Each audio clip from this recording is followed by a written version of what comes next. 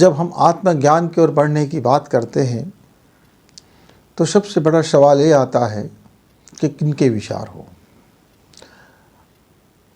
आखिर हम किनके विचार से हम अपने आत्मज्ञान की ओर बढ़ सकते हैं। तो अपने ही विचार से अपने ही आत्मज्ञान की ओर बढ़ा जा सकता है।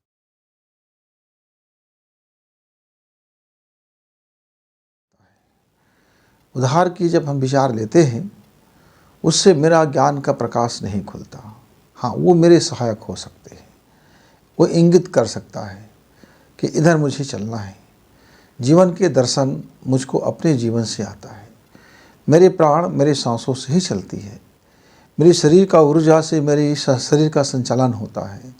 मेरी आँखें तब तक दिखती है जब तक कि मेरी नस नाड़ियों में खून का प्रवाह रहता है और उन प्रवाह में ऑक्सीजन बना रहता है।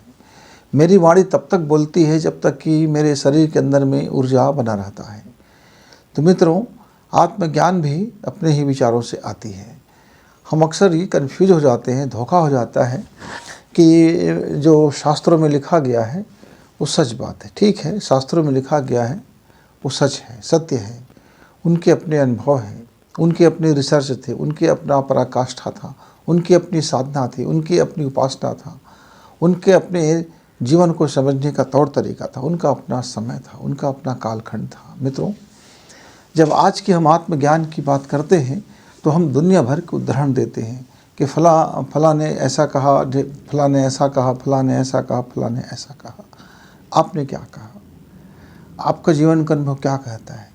भूख लगती है तो किस सीमा तक आप अपने भूख को बर्दाश्त कर पाते हैं? किसी ने कहा कि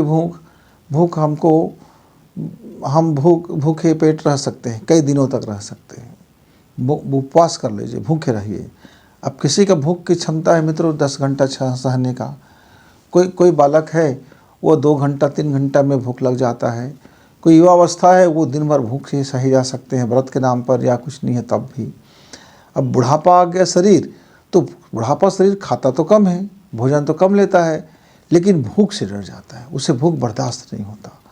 जब शेर भूखे होते हैं तो फिर अपने शिकार के लिए वो किसी को भी शिकार कर जाते हैं। तो क्या भूखे नहीं रहते हैं तब क्या शेर शिकार नहीं करते हैं? तो शेर की प्रवृत्ति क्या है? भूखे रहने पर शिकार करता है कि शेर बिना भूखे रहने पर भी वह मनुष्यों का भक्षण कर जाता है या जानवरों का शिकार कर जाता है? ऐसे मनुष्य का अपना अपना सिस्टम है मित्रों। तो ये जब हम किसी दूसरे के विचार से हम पूजन करते हैं, पाठ करते हैं, मंत्र जप करते हैं, उपासना करते हैं, साधना करते हैं, आराधना करते हैं, तो वो लक्ष्य मुझे मिलेगा कि नहीं मिलेगा उसमें एक प्रश्न हो सकता है। मिल भी सकता है और नहीं भी मिल सकता है। लेकिन यदि आपने अपना विचार पुख्ता कर लिया, आप अपने अनुभव से आपको जो विचार मिला, आपके जीवन में जैसा आप जीवन जीते हैं, जैसे मान लीजिए मैं खाना खाता हूँ तो जो खाना मेरे शरीर को सूट करता है उसका अनुभव मुझको ज़्यादा होगा। मसलन वही खाना किसी दूसरे को नुकसान भी पहुँचा सकता है। मान लीजिए मित्र, मेरे शरीर के लिए जो दही है वो बड़ा नुकसान कर देता है, मठा है बड़ा नुकसान करता है, छाछ नुकसान कर देता है, मुझे बर्दाश्त नहीं होता, कफ बढ़ जाता है, दूध कफ बढ़ा देता है, कब्ज बढ़ा देता है, गैस बढ़ा देता है। लेकिन वही एक पहलवान लीटर दूध पी के हजम कर जाता है, घी खा जाता है, छाछ पी लेता है, दूध दही मक्खन खा लेता है। एक ने कहा कि भैया गर्मी से आए हुए हो तो वो जरा आप शरबत पी लीजिए, उसको शरबत सूट करता है। किसी ने कहा छाछ पी लीजिए, उसको छाछ सूट करता है। किसी ने कहा दही पी लीजिए, दही का हम बना देते हैं, सूट कर लेता है। लेकिन मित्र मुझे तो इन चीज़ों से बड़ा परहेज हो जाता है। मुझे सूट नहीं करता, मेरे शरीर में सूजन हो जाएगा, उपद्रव खड़े हो जाएंगे। आप मुझको कॉफ़ी दे दो, चाय दे दो तो मैं हजम कर लूँगा।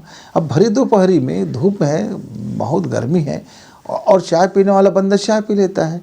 तो वो अब कहोगे भैया ये क्या उपद्रव कर रहे हो, इतनी गर्मी में दूध की जगह में चाय क्यों पीते हो, छाछ पियो। तो वो छाछ पीना शरीर सबके लिए लाभदायक नहीं है, लाभदायक है, आपका कथन सही हो सकता है, लेकिन आप दूसरे के बाबत, अपने बाबत। उसी तरह से जीवन में अब किसी ने कह दिया सदा सत्य बोलो, अब मेरे समझ नहीं आया कि सत्य क्या है, मैं सत्य जानूं तो बोलूं। अब जब मुझे सत्य और सत्य का ही ज्ञान ना हो तब क्या बोलूं। वगैरह वगैरह। हम अपने जीवन में बड़े कन्फ्यूजन को पा लेते हैं मित्र।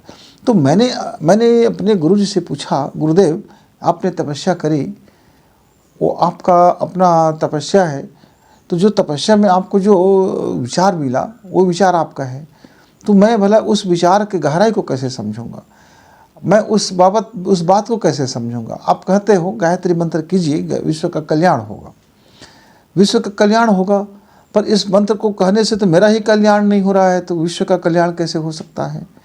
तो वो तब लोचा क्या आ गया, जब मैं उसके भाव को नहीं समझूंगा, जब मैं उसकी क्रिया को नहीं समझूंगा, जब मैं उसके पीछे संवेदना को नहीं समझूंगा, जब मैं उसके पीछे निहितार्थ ऊर्जा को नहीं समझूंगा, जब मैं उसके पीछे भाव को नहीं जीवन में फॉलो करूंगा, जो उसका कहना क्या है, वाणी शुद्ध हो। वाणी शुद्ध हो का मतलब क्या है कि जीवा में जब आप कुछ कर्म ऐसा नहीं करोगे, इस वाणी से, इस मन से, इस वचन से ऐसा काम नहीं करोगे जो उसको शुद्धि करता हो।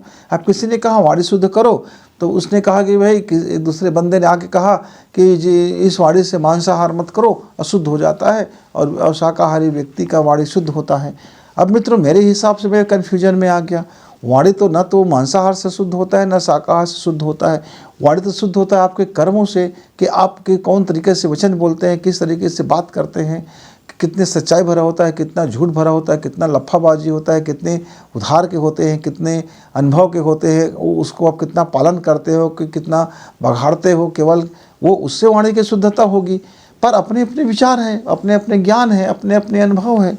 तो मित्रों जहाँ तक मैं अपने जो मैं मानता हूँ, मेरा कथन आपके लिए सत्य होगा नहीं होगा मैं नहीं जानता, पर मैं जिस मार्ग पे मैं चला हूँ और जिस मार्ग को मैं सत्य मानता हूँ, मेरा आत्म कल्याण और मेरा आत्म उत्थान और मेरा आत्मज्ञान मेरे अपने ही विचार से होगा, मेरे अपने ही शब्दों से होगा, मेरे अपने ही मंत्र जप से होगा, मेरे अपने ही मंत्रों को भाव को समझने से होगा, भाव को जीवन में उतारने से होगा, मेरे अपने ही रास्ते से चल करके मैं अपना मंजिल प्राप्त कर सकूँगा।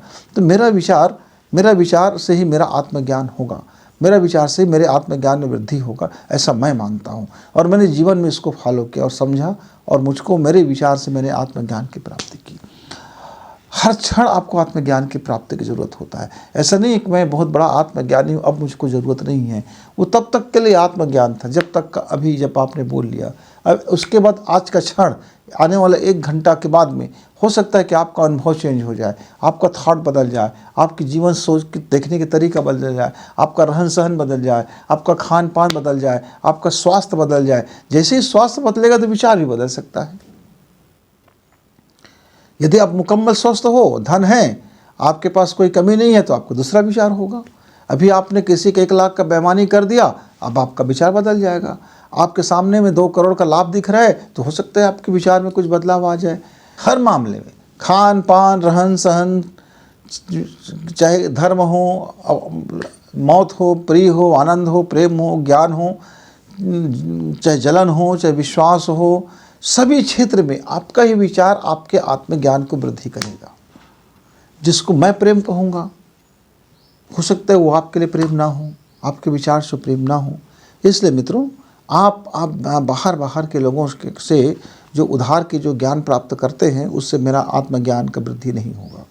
मेरा आत्मज्ञान की बढ़ोतरी, मेरी आत्मज्ञान की सफलता और मेरी आत्मज्ञान की सार्थकता तो मेरे ही विचार से होगा, और मेरा विचार मेरे ही कर्मों से प्राप्त होगा, मेरे ही अनुभव से मुझे प्राप्त होगा। हाँ, हम उनके अनुभवों का जरूर लाभ लें जो इस क्षेत्र में आगे बढ़े हुए हैं, जिसने तपस्या की है, जिसने ऐसे जीवन प्रामाणिक जीवन जी करके दिखाया है। लेकिन उसके भीतर में क्या विचार थे, उस विचार की गहराई क्या था, उस विचार की शक्ति क्या थे, उसने अनुभव किया था। तो मित्रों, आपका दर्शन शास्त्र आपके जीवन से आनी चाहिए। आपका ज्ञान का प्रकाश आपके अपने विचारों के दीपक से आनी चाहिए। जिस क्षण आपके अपने विचारों का दीपक जलेगा, आपका आत्मज्ञान बढ़ता हुआ जाएगा, प्रकाशित होता जाएगा। तो आप अपने जीवन भर के कर्मों को देखिए। आप अपने जीवन में जो जो कर्म किए, जिस परिस्थिति से गुजरे, जो आपका जीवन का पाठशाला है, उससे एक विचार बनाइए। वह विचार आपके आत्मज्ञान को वृद्धि करेगा। देखिए, जब तक आप विचार बनाते हैं अपने आत्मज्ञान की बढ़ोतरी के लिए, तब तक गुरु जी को